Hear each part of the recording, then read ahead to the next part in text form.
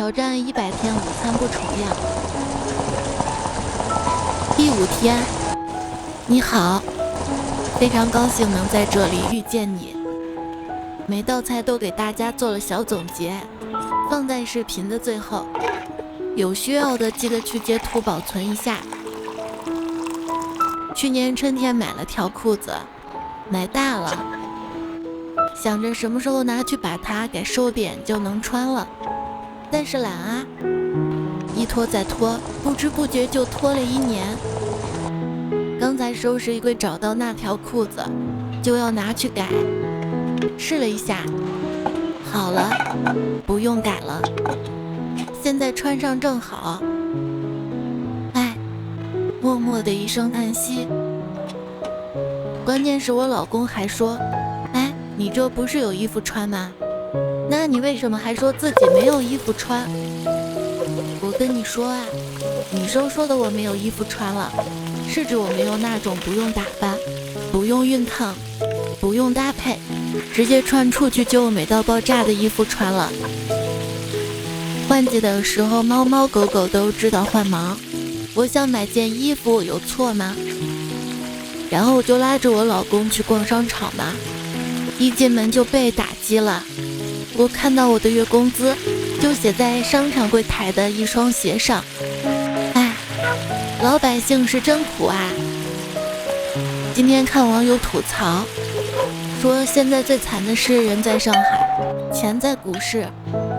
另一个网友评论说，我真的是人在上海，钱在股市啊。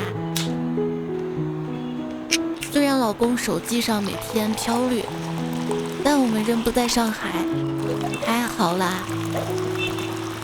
加了水以后，如果感觉盐味不够，可以再适量加点生抽。我们做菜的原则就是宁淡勿咸，淡了可以最后再加，咸了就不好改了。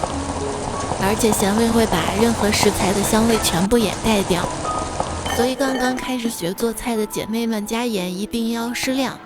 生抽我用的是薄盐生抽，口味比较淡，凉拌和炒菜都比较好用。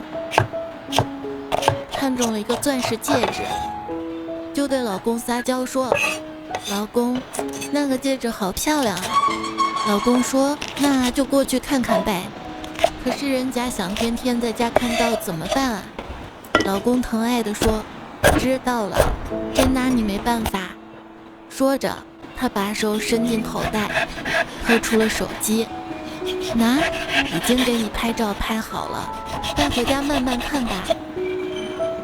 结婚前出门逛商场一般都是我老公掏钱，结婚后出门就都是我掏钱了，因为我们家我管钱。这天去逛商场，老公突然掏出了卡，他说要展现男人的气魄，来，刷我的卡。哎呀，太阳打西边出来了，今天怎么回事啊？一看周围有几个漂亮妹子，就你这心思。于是我机智的来了一句，还是我来吧，让你老婆知道多不好啊。砍价的时候带着老公真是苦逼啊。有一天我嫂子看上件衣服288，正想着从180砍的还是从200开始砍，我哥突然蹦出来一句280卖嘛。当时连卖衣服的人都惊呆了。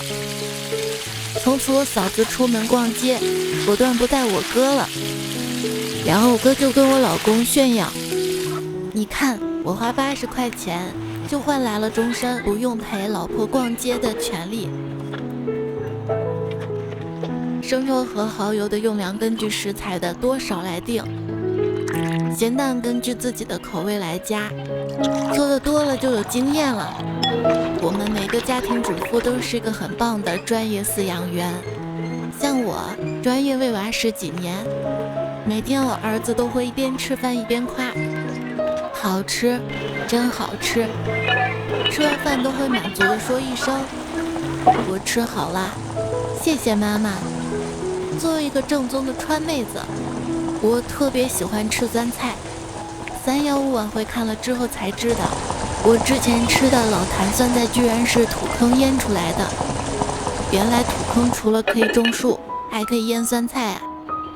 还是那种不脱鞋，脚踩进去还往里面弹烟灰的酸菜。幸好我自己会腌酸菜啊，自己腌的酸菜也没有防腐剂和各种添加剂。以前和老公谈恋爱的时候，每次吃老坛酸菜面，他都把酸菜让给我吃，我一碗面就有2份酸菜，当时那个幸福指数啊，疼痛的往上飙。现在想想，细思极恐啊！昨天我儿子吃着饭就开始发愣，我老公问他怎么了，儿子说啊，我还想添饭，可是又怕长胖，正在纠结。我老公说没事儿，你吃吧，都已经是大象了，还在乎瘦大象还是胖大象呀？然后我儿子果断的又添一碗，我都怀疑我儿子长这么胖是不是我的错？难道是我做的菜太好吃啦？有一天我老公回家就跟我说，我在商场给你买了一个5000多的名牌包包，我心里一阵狂喜，嘴里还是说讨厌，你又乱花钱，买那么贵的糟蹋钱。我老公说，我就知道你会这么说，所以我买了就把它退了。我们家有个家规，叫没有什么事是一顿猪蹄解决不了的。有一次跟老公吵架，心里那个委屈啊，把他恨得牙痒痒。刚好锅里烧的猪蹄好了，我就偷偷从锅里夹了一大块，吞下第一口的时候，突然感觉全世界都变美了。啃完一大块后，心里就想，算了，原谅他了，不跟他一般计较。也不知道刚刚发生了什么化学反应，只想说一句，猪蹄太美味了，不信你也试试。前2天偶然听到一首歌，歌词送给你们，送你一朵小红花，开在你昨天新长的枝桠，奖励你有勇气主动来和我说话，送你一朵小红花，遮住你今天新添的伤疤，奖励你走到哪儿都不会忘记我啊。